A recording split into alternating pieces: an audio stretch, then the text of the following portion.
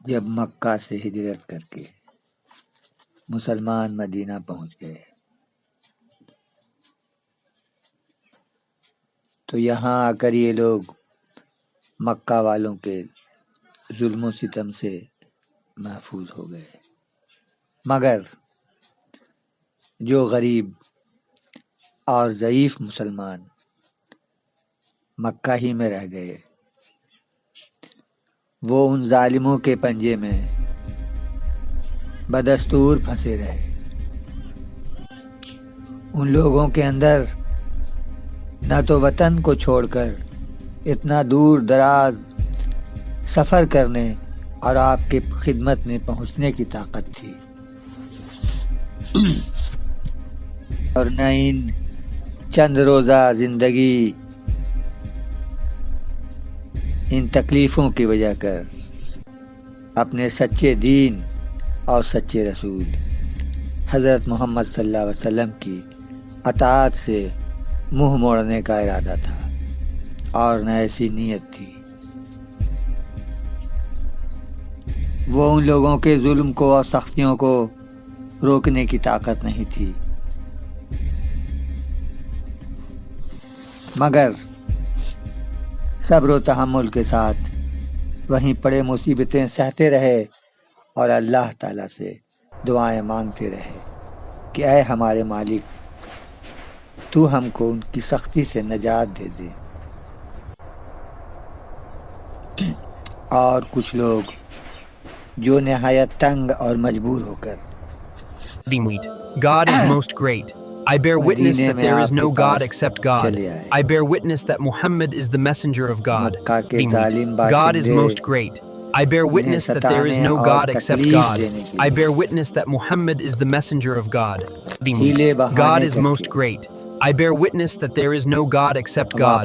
I bear witness that Muhammad is the messenger of God. عباس ابن ربیعہ رضی اللہ تعالیٰ عنہ کو ابو جہل اور اس کے ساتھی مدینے میں جا کر God is most great. I bear witness that there is no God except God. I bear witness that Muhammad is the messenger of God. اور اس نے قسم کھائی ہے کہ جب تک تجھے دیکھ نہ لے گی سر میں کنگھی نہ کرے گی۔ یہ سنتے ہی جب یہاں پہنچے تو انہیں ایسی اذیتیں دی گئیں جن کے سننے سے روح کانپ اٹھتی ہے، رونگٹے کھڑے ہو جاتے ہیں۔ ایسا ہی جب ناچار ہو کر صہیب رضی اللہ تعالیٰ عنہ نے چاہا کہ اپنا مال و اسباب لے کر مکے سے مدینے چلے جائیں تو مکہ والوں نے ان کو مال و اسباب کے ساتھ نہیں لے جانے دیا، بلکہ زبردستی چھین کر اپنے قبضے میں کر لیا۔ جو مسلمان مکہ میں رہ گئے تھے وہ تو مکہ والوں کے ظالم باشندوں کے قابو میں تھے، اس لیے وہ آرام کی زندگی بسر ہی نہیں کر سکتے تھے، طرح طرح کی تکلیفیں سہتے اور سخت مصیبتوں میں رہتے تھے۔ مگر مدینہ کے مسلمان ان کے دسترس سے دور تھے، مکہ کے غریب مسلمانوں کی طرح انہیں ستا نہیں سکتے تھے۔ لیکن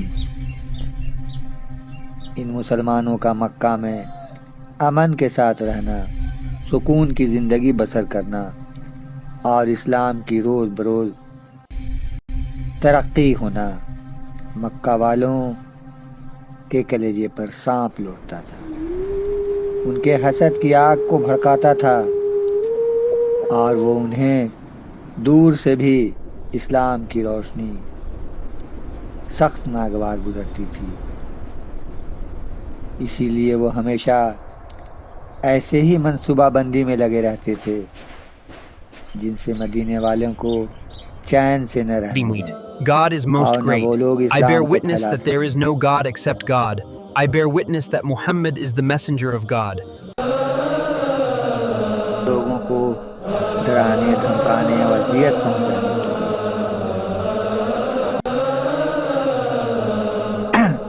اپنے حملے کی خبر کو مدینے میں پہنچا، جس سے یہاں کے مسلمانوں کو بہت تشویش ہوئی، کیونکہ وہ لوگ مکہ والوں کے ظلم و ستم سے واقف تھے۔ نبی کریم صلی اللہ علیہ وسلم نے ان لوگوں کو صبر کرنے کی تلقین کی اور اللہ تعالیٰ کے حکم پر راضی رہنے کی ہدایت فرمائی۔ God is most great. I bear witness that there is no God except God. I bear witness that Muhammad is the messenger of God. بالکل تیار ہو چکے تھے، تو اس وقت اللہ تعالیٰ نے یہ آیت فرمائی۔ جب یہ آیت نازل ہوئی، ہجرت کا دوسرا سال تھا۔ اُذِنَ لِلَّذِينَ يُقَاتَلُونَ بِأَنَّهُمْ ظُلِمُوا وَإِنَّ اللَّهَ عَلَىٰ نَصْرِهِمْ لَقَدِيرٌ الَّذِينَ أُخْرِجُوا مِن دِيَارِهِمْ بِغَيْرِ حَقٍّ إِلَّا أَن يَقُولُوا رَبُّنَا اللَّهُ۔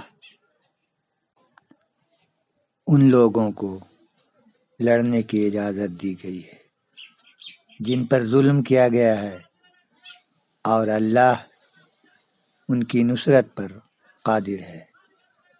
یہی لوگ ہیں جن کو بغیر کسی حق کے گھروں سے صرف اس بات پر نکال دیا گیا کہ وہ کہتے تھے ہمارا پروردگار اللہ ہے۔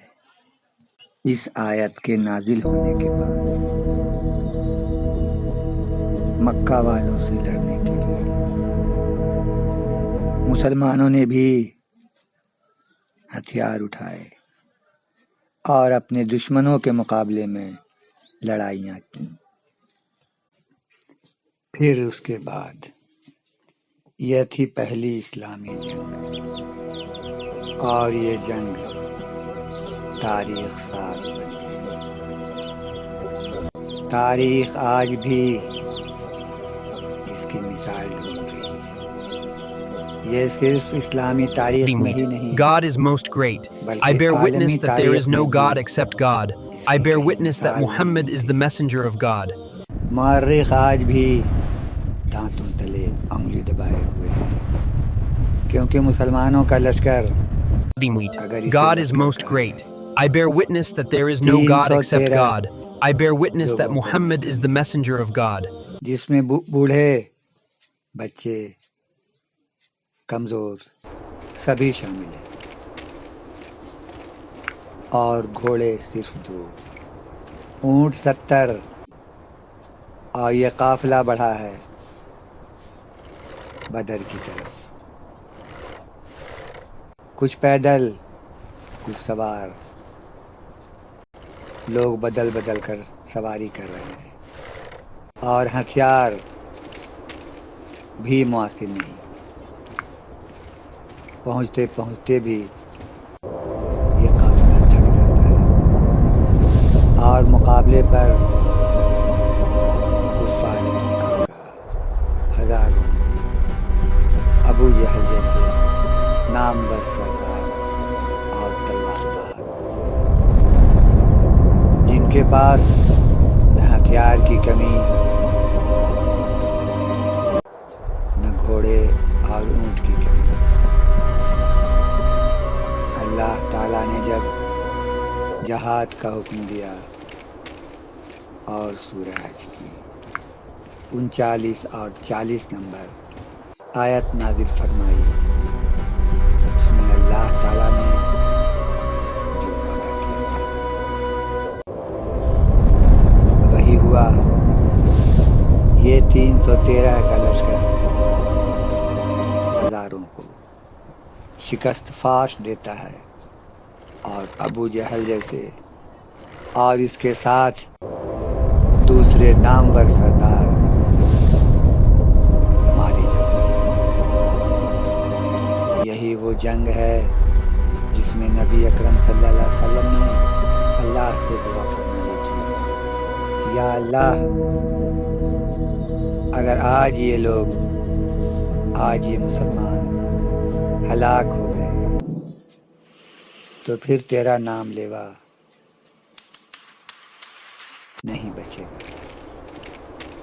اس جنگ میں اللہ تعالیٰ نے آسمان سے فرشتے اتارے تھے۔ بہت دلچسپ ہے اس کی تفصیل، کامنٹس کر کے بتائیں، ہم پوری تفصیلی ویڈیو بنائیں گے۔